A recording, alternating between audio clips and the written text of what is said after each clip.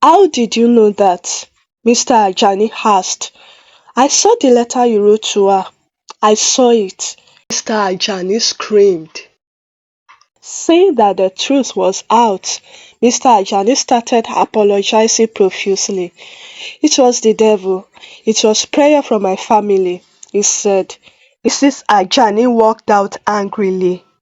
For 2 months, Mr. Ajani made several attempts to get her to be happy with him.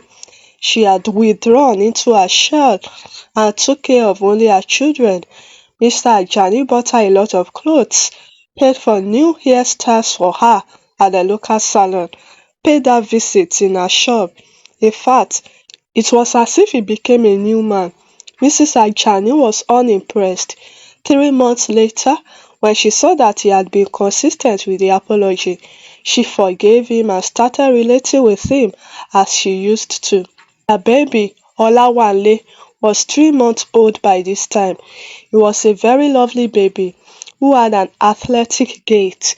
The way he flings his arms and legs showed so much agility. Mr. Ajani carried him many times and felt so fulfilled. 3 years later, tragedy struck. Mr. Ajani received prophecies from two different seers that his son would be a very great hunter in the future, and a fortification process had to be done on him at age 3. Being a traditional man, he told his wife and arranged all the materials needed. The D-Day came. The priest and his men went to his house with a calabash and a horse tail. Olawale was brought out, dressed in white. The parents too were dressed in white. After all the chantings and incantations, there was the last stage. It entailed Mr. Ajani, who would place his hand on his son's forehead to bless him, and there would be a sign that the prayer had been accepted. Mr. Ajani came forward and placed his hand on his son's forehead. Just then, he felt a shock that pushed him backwards. He was shocked. The priest was surprised too. He made some incantations and urged him to try again. This time, he was jacked further to the back. At this stage, Mrs. Ajani was getting apprehensive, wondering what was happening. The priest encouraged him to try it for the third and the last time. After much hesitation, he agreed, and the result was the same. This can only mean one thing, said the priest. The child is not yours, he pronounced. Mr. Ajani stared in shock. He faced his visibly shaking wife to ask if what the priest was saying was right. She started crying and apologizing, telling him it was based on prayer. For this reason, this fortification cannot be completed, the priest announced and went out with his men. Mr. Ajani stood freezed for some seconds, after which he went inside furiously. Mrs. Ajani had figured out what he was about to do, so she had held her son and moved close to the door. Mr. Ajani started chasing her with a cutlass. She carried her son and ran. It was night. He chased her for hours, close to the entrance of the village. They have always lived in the outskirts of the village, and it was always very lonely, coupled with the fact that it was night.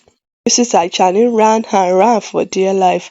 Passing through one of the villages, she had met her unfortunate end.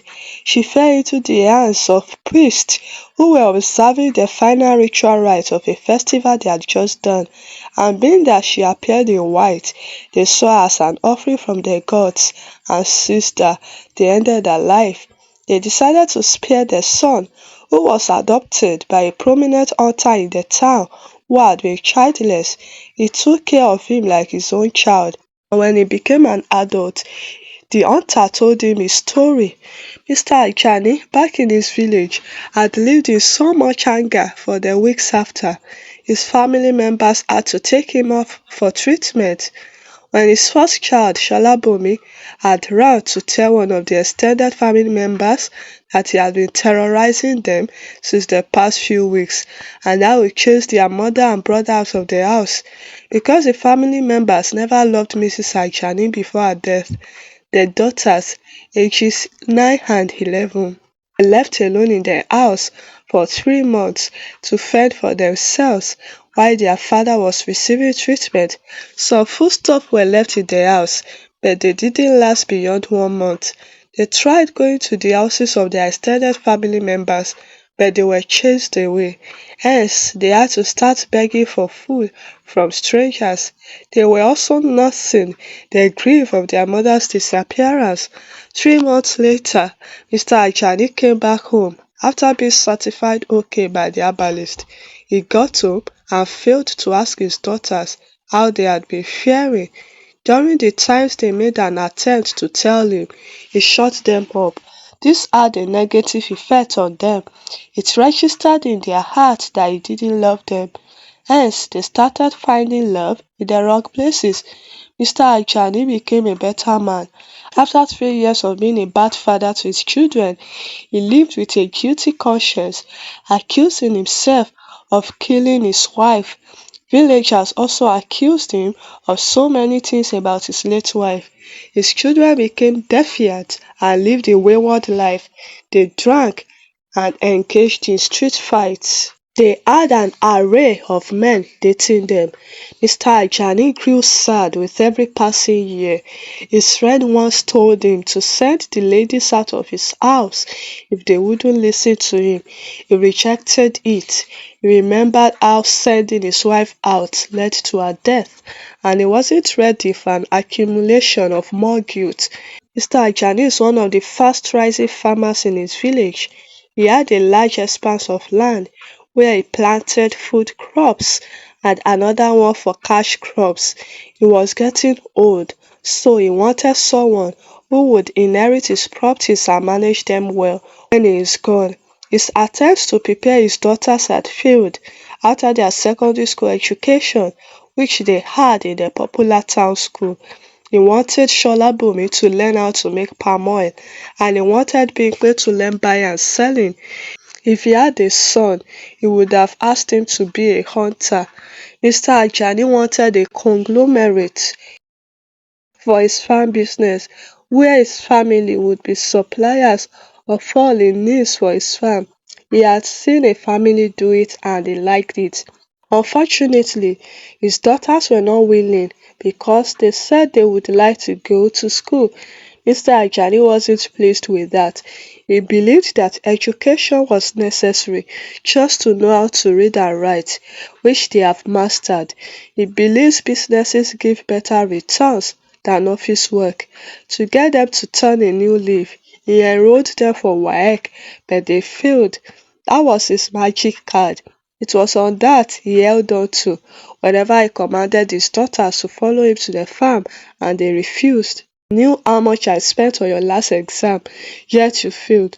School is not for you, he would say, and this would get them to follow him. However, because it wasn't what they wanted, they were inconsistent. This became a worry to Mr. Ajani. If only I had a son, he said. It was in the midst of this that he fell sick and was taken to the herbalist, who got a leaf for his healing from a stranger. One day, while working on a farm, a stranger dressed in hunter's attire, a young man, approached Mr. Ajani on the farm. "Thank God you are healed now," said the stranger. Mr. Ajani looked surprised. "Who are you?" "I was the stranger that brought the leaves that healed you," he said. Mr. Ajani opened his mouth in shock and went close to him. "Thank you very much. Your kind gesture brought me back to life. I shall ever be grateful," said Mr. Ajani to the stranger.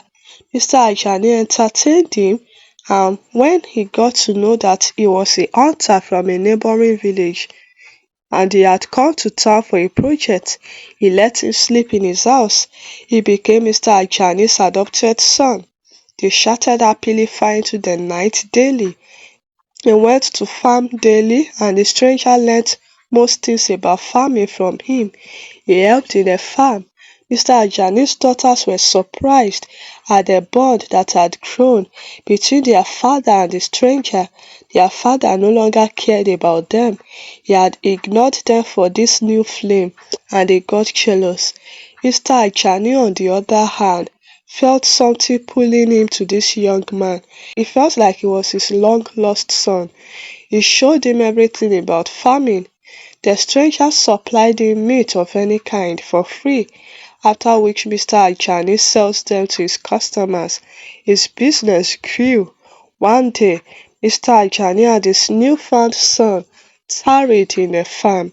They didn't go home when they used to go home. Mr. Ajani had a lot of money with him, which he planned to use to get new seeds for his farm. It was a lot of money. He wanted to get those things in the morning, but he had been busy. In the evening, the stranger had come with a strange joyful news that got them celebrating. He ensured he got Mr. Ajani drunk and he stole all his money, both the one in his hands and the one at home. He travelled back. When Mr. Ajani woke up and realized what had happened, he was devastated. He tried looking for the stranger, but he didn't see him. Hence, he became very poor for a long time. His daughters left him to follow men.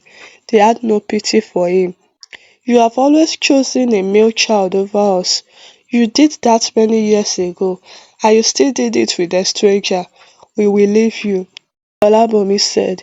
He apologized, but it was too late. After so much investigation, it was discovered that the stranger who helped him at first and later stole from him was Olawale, his late wife's son. His comeback was a revenge for what he did to his mother.